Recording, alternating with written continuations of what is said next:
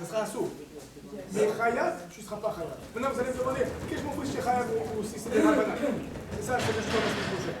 Mais il y a une grande différence entre les Melachot des Horaïta et les Isurim des Rabbanan. Tu es coupable, mais tu n'as pas de châtiment. Exactement ça. Tu es coupable et tu n'as pas de châtiment. Encore 5 minutes, on finit. On finit en 5 minutes. Ah voilà, c'est exact. Il continue le Rambam. Non seulement avec quoi tu écris doit être Davar Amit Kayem, il dit le Rambam comme ça.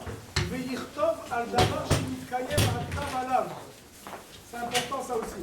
Non seulement avec quelque chose qui tient, mais sur quelque chose qui tient.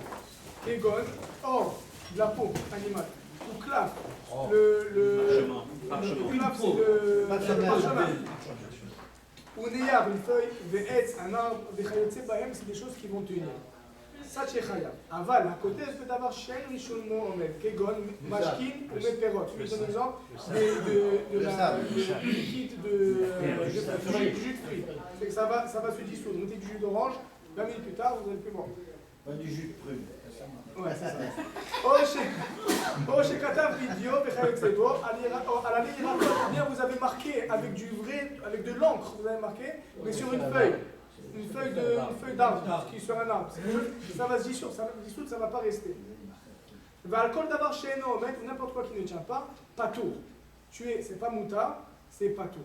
C'est seulement un sourd midé, c'est non un sourd. C'est quand même un sourd, mais c'est un sourd midé rabbanan. Tournez la page, prochaine page. Il dit comme ça, un autre exemple. Hatzovea. Maintenant, un autre des Melachot à Shabbat, c'était quoi? C'était de teindre à Shabbat. Qu'est-ce qu'il faisait? Comment dire?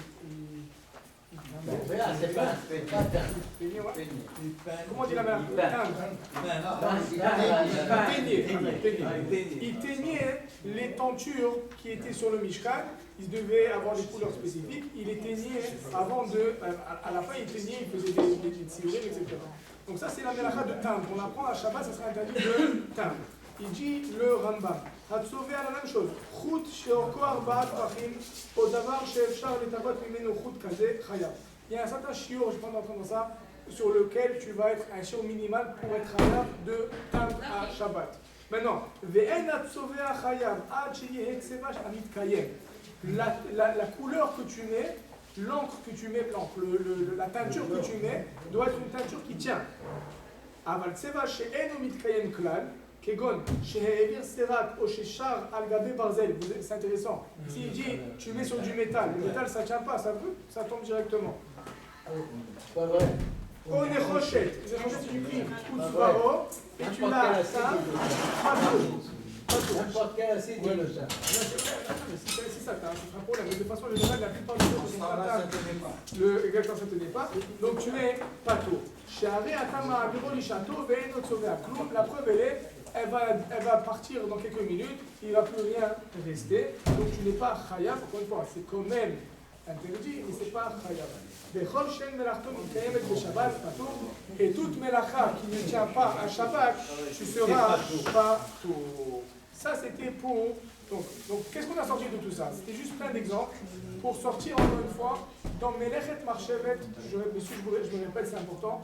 Dans le Melechet Marchevet, c'est le moteur pour être Chayav à Shabbat. 1, c'est la marchava. 2, c'est une action qui est constructive. Quand on dit constructive, ça veut dire plusieurs choses. Ça veut dire que ça tient. Ça veut dire, est-ce que aussi autre d'autre, ça veut dire que tu ne détruis pas, par exemple, de casser des choses. Il y a d'autres choses que je ne vais pas rentrer dedans, parce que ça va juste embrouiller les choses. Mais déjà, ces deux choses-là qu'on a maintenant, je dois être clair. Numéro 1, ça doit tenir.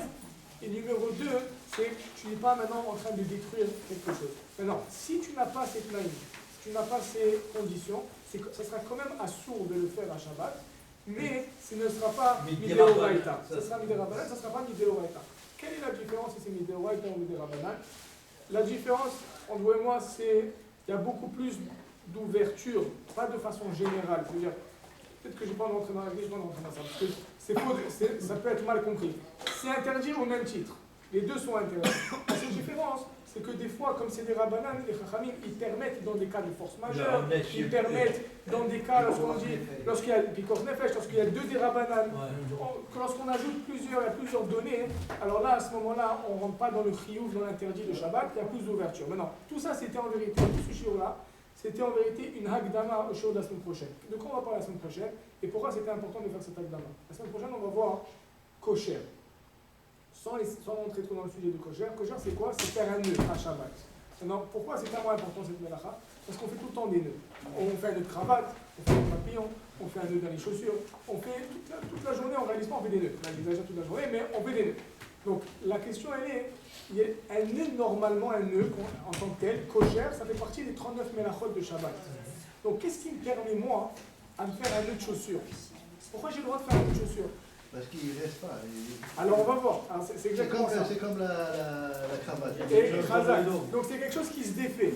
Mais on va voir qu'il y a beaucoup plus derrière et qu'il y a une grosse marquette Sfaradi, Ashkenazi. On va devoir rentrer dans les deux papillons. Combien de temps? Après ça, il faut définir. En fait, moi, je lâche des idées. Il faut définir quelque chose qui tient. Ça veut dire quoi quelque chose qui tient? Combien de temps? Une journée ça tient. Si ça tient 2 heures, ça peut tenir. Si ça tient 1 heure, si ça tient à tout jamais, je comprends. Mais si ça tient une semaine, ça peut tenir ou pas? Tu peux le défaire après un certain temps. Exact. Donc par exemple un nœud. Si maintenant je le défais Shabbat, si j'ai fait un nœud Shabbat de mes chaussures, est-ce que je dois le défaire Shabbat ou je peux attendre la semaine prochaine pour le défaire? Est-ce que je dois, vous comprenez l'idée? Maintenant, il y a des nœuds par exemple dans des chaussures. Dans les chaussures aujourd'hui, dans les chaussures un peu plus comme les Jordan et tout ça, il y a des nœuds que vous faites qui vont toujours rester attachés. Ils sont toujours faits. Est-ce que c'est un problème ou pas de faire ce nœud? Il s'était fait à Shabbat. Qu'est-ce que je fais? Est-ce que je peux le refaire à Shabbat, oui ou non? Donc ça va jouer beaucoup avec ce concept-là de ce qu'on appelle d'avoir un mitkayem. Quelque chose qui tient.